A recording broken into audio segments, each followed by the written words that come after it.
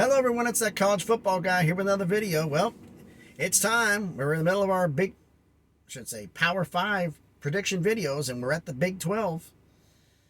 Last year, Baylor beat Oklahoma State in a great game to win the Big 12 championship. Are they going to repeat this year? Well, let's see. First off, get my lovely sheets of paper up here. In case you're wondering what this is right here, this is the sun. And I can't put the visor down because it makes the camera look even weirder. That's what it is. In case you want to know, why don't I have your shades on? Well, unfortunately, I left my sunglasses at the house and didn't realize until I got out here on the road. I'm like, well, I'm 400 miles from home, so scratch that. Just have to get myself another pair for the house. But anyway, the Big 12 standings from last year. This is the regular season standings. Oklahoma State won the regular season title, 12-2 overall, 8-1 in conference. Baylor was 12-2 overall, 7-2 in conference. Oklahoma 11-2 overall, 7-2 in conference. Iowa State 7-6 overall, 5-4 in conference. Kansas State 8-5 overall, 4-5 in conference. West Virginia 6-7 overall, 4-5 in conference. Texas and TCU both 5-7 overall, 3-6 in conference. Texas Tech 7-6 overall, 3-6 in conference. Yeah, Texas TCU are 5-7. Yeah, 3-6. Jeez. Kansas 2-10 overall, 1-8 in conference. What's going to happen this year? Well, we're doing alphabetical order again. So first up is Baylor. What's their schedule? Home against Albany, at BYU, home for Texas State, at Iowa State, home for Oklahoma State, then they get a bye, at West Virginia, home for Kansas, at Texas Tech, at Oklahoma, home for Kansas State, home for TCU, and then finish the season at Texas. So who's Baylor going to beat? Baylor's going to win more than they lose, so let's go with who they're going to lose to. They're going to lose at BYU. I think going that far west and on there, BYU is going to be rocking.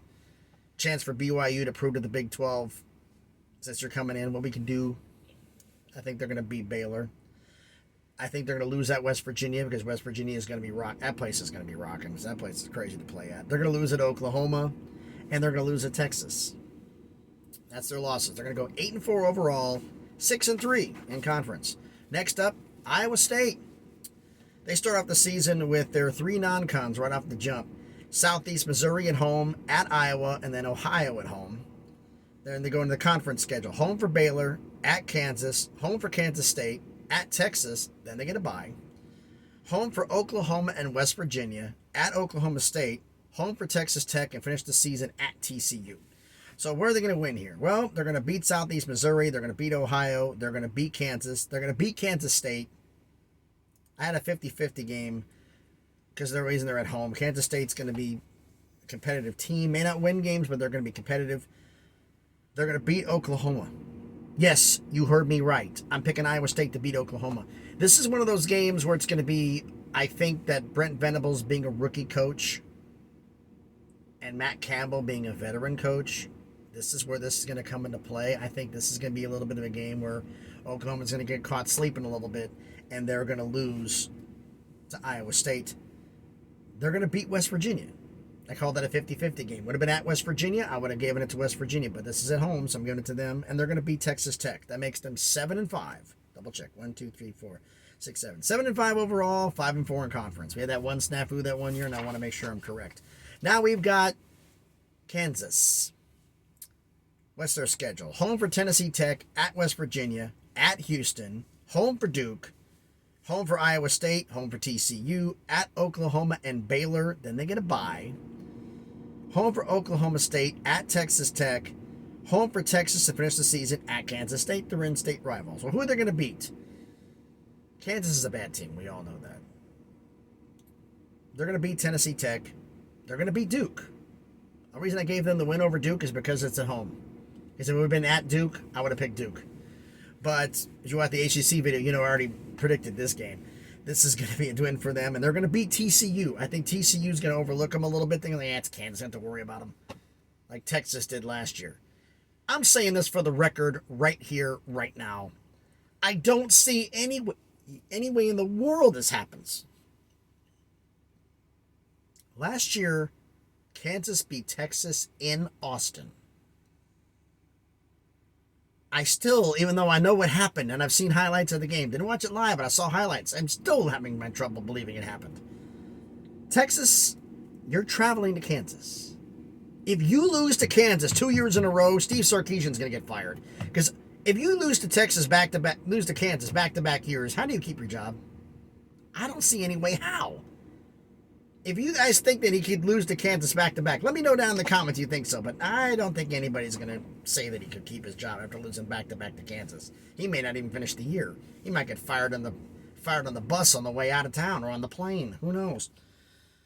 But anyway, 3 wins for Kansas. Tennessee Tech, Duke, and TCU. 3-9 overall, 1-8 in conference. Now we get to in-state rival Kansas State. They have their non-cons off the jump. All 3 home games. South Dakota, Missouri, and Tulane. Then they're at Oklahoma, home for Texas Tech, at Iowa State, then they get a bye, at TCU, home for Oklahoma State and Texas, at Baylor, at West Virginia, and then finish the year at home against their in-state rival Kansas. Well, who are they going to beat? Well, they're going to beat South Dakota. They're going to beat Tulane. They're going to beat Texas Tech because Texas Tech is bad. They're going to beat Oklahoma State. The only reason I picked them is because it's at home. I think Oklahoma State's going to they've had an unfortunate thing where they've had injuries at the absolute wrong time, and it's bit them in the rear end too many times. I think, unfortunately, this is going to be one of them. They're going to have an injury bug going into this game, and Kansas State may not be the power they once were under Bill Snyder, but they are dangerous. You can't overlook them or you will lose. They're one of those teams that they're not going to be the world beaters, but they could definitely surprise you if you're not paying attention. And they're going to beat Kansas in the final game of the year, as I mentioned. South Dakota, Tulane, Texas Tech, Oklahoma State, and Kansas. That's 5 wins, folks. 5-7 overall, 3-6 in conference. Now we get to Oklahoma. Well, who do they start off their season with? Back-to-back. They start off with their non-cons in their first 3 games. They get them out the way. Home games against UTEP and Kent State, and then at Nebraska. Then they go in a conference schedule, home against Kansas State, at TCU, the Red River rivalry against Texas in Dallas. So they're playing at Jerry World, I'm assuming, which would make only the most sense for that game. Then they're home for Kansas, and they get a bye. They're at Iowa State, home for Baylor, at West Virginia, home for Oklahoma State, and finish the season at Texas Tech. Well, who's Oklahoma going to beat? A lot of people. Who are they going to lose to? I already mentioned they're going to lose to Iowa State at Iowa State because it's going to be one of the big upsets. And here's another upset for you that most people are not going to predict it. I'm going out on a big limb on this one. But I think this is the case of the rookie coach overlooking teams and overlooking environments. Iowa State environment. What other team has a good environment but is not expected to be the world beaters? West Virginia. And that... the backyard brawl week 1 for West Virginia against Pitt. They're doing standing. That thing has been sold out for a while, and they're already doing standing room only, and I don't think there's any room left. But anyway, Oklahoma's losing 2 games at Iowa State and at West Virginia. That's it. They're going 10-2 overall, 7-2 in conference. Next, we get Oklahoma State, their in-state rival. They got their non-cons off the bat. All 3 home games against Central Arkansas, Arizona State, and Arkansas Pine Bluff. Then they have a bye week. It's early for a bye. I think that might hurt them. Then they're at Baylor, home for Texas Tech, at TCU, home for Texas, at Kansas State and Kansas back-to-back on the road, home for Iowa State, at Oklahoma, and finish the season at home against West Virginia. Well, who are they going to beat? Well, they're going to be a good team, like they were. They're the regular season champions. They're going to win more than they lose, a lot more. So let's go with the losses. They're going to lose at Baylor. Mentioned that earlier. Because it's at Baylor. I think they're going to lose that one. Baylor is going to be hyped up. Oklahoma State should be hyped up going into it, but I think you're playing Arkansas Pine Bluff and then a bye. I just got a weird feeling that they're going to come in dull. I just got that feeling. I don't know why. That's why I picked that game. They're going to lose at Kansas State. I mentioned that because it's on the road. It's a 50-50 game. And they're losing at Oklahoma. That's the only losses they got, folks. They're 9-3 overall, 6-3 in conference. Now let's get to TCU. What's their season? Well, they start off with their first 3. Well, it's 3 in their first 4 games are They're non-cons, but this is talk about an early bye. Start off the season at Colorado, home for Tarleton State. Week 3 is the bye. Talk about early. Home for South Alabama and Oklahoma, at Kansas, home for Oklahoma State and Kansas State, at West Virginia, home for Texas Tech, at Texas and at Baylor, and then home for Iowa State to finish the year.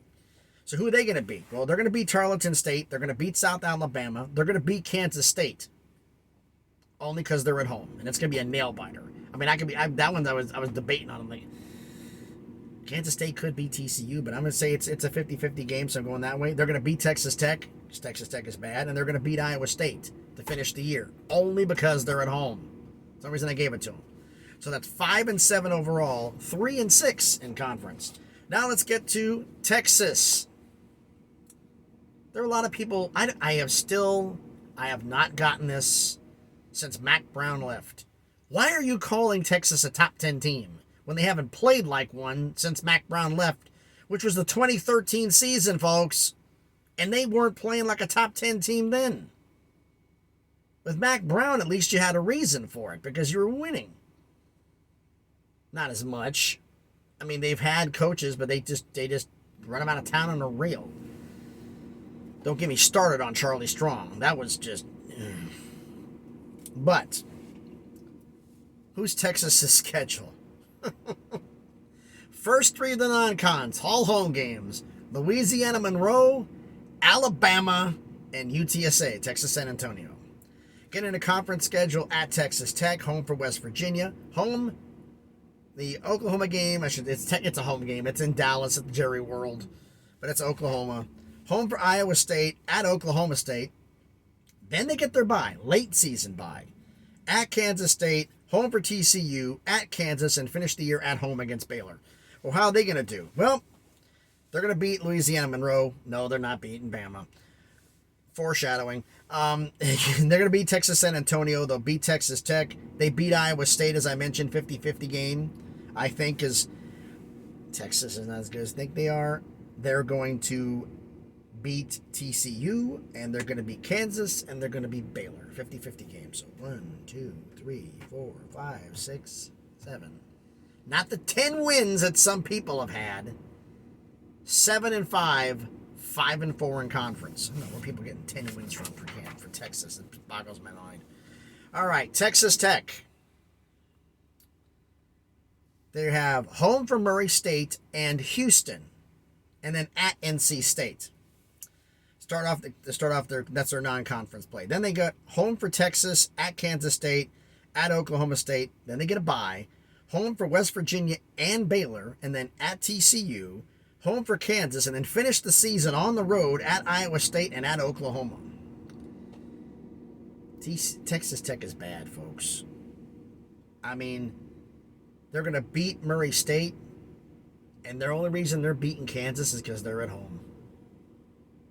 They're losing to everybody else. They're going to be 2-10, 1-8 in conference. And that leaves West Virginia. They start off the season, the backyard brawl at Pitt. Home for Kansas. Home for Towson State. At Virginia Tech. At Texas. Then they get a bye. Home for Baylor. At Texas Tech. Home for TCU. At Iowa State. Home for Oklahoma and Kansas State. And finish on the road at Oklahoma State. Who are they going to beat?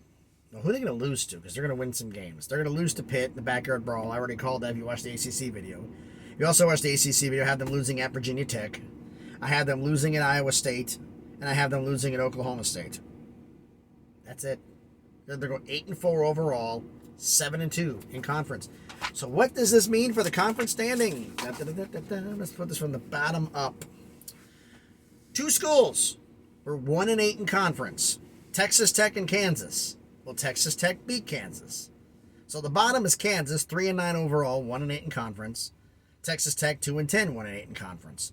2 schools finished 3-6 in conference. That's TCU and Kansas State. Both were actually 5-7 overall, 3-6 in conference. But TCU beat Kansas State, so they get the edge. Then you have 2 schools that finished This is weird how it worked. Everybody was in doubles. And I didn't plan this, but everybody's in doubles. 2 teams finished with an exact 7-5 record and 5-4 overall. That's Texas and Iowa State. Texas gets the tiebreak because they beat Iowa State. Then you have 2 schools who are 6-3 in conference. Baylor is 8-4. Oklahoma State 9-3.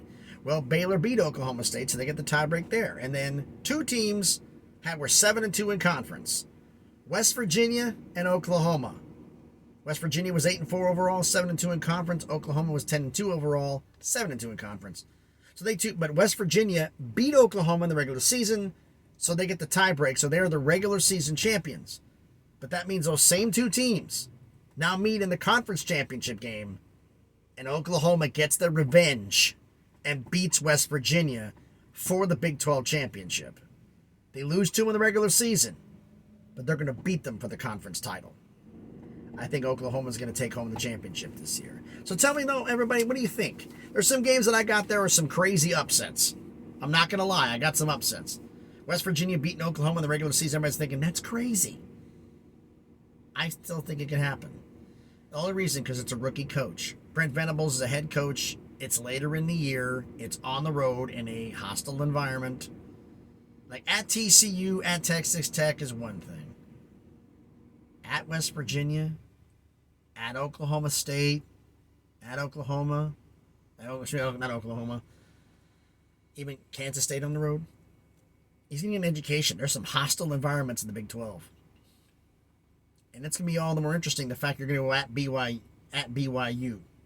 For some schools are going to be having that. Baylor's going to have that problem with that BYU. But anyway, let me know what you think down in the comments down below. What did I get right? What did I get wrong? And if you like the video, give me the thumbs up. Like I said, give me some comments down below what you think, what I get right, what I get wrong. And subscribe to the channel. We're trying to get this thing to grow. Let's see if we can get this up to something that's worthwhile. Eventually, I'd like to be able to get 1K subscribers. I mean, that would be the ultimate challenge for me. But I don't see any way it's going to happen at the growth rate we have. We're only getting 50 a month. So we'll see. I'll have to get more crazy with the wild rumor videos to get this thing to grow. So tell me on the comments, should I do crazy rumor videos just for the sake of getting clicks, or should I just keep doing this videos that are not clickbait crazy? But some of you said it's okay for me to do the rumor videos, but I want more confirmation. Do you want me to start doing these videos here, putting more crazy rumors out? Let me know down in the comments down below. If you like the video, subscribe to the channel. As always, everyone, please be good to each other.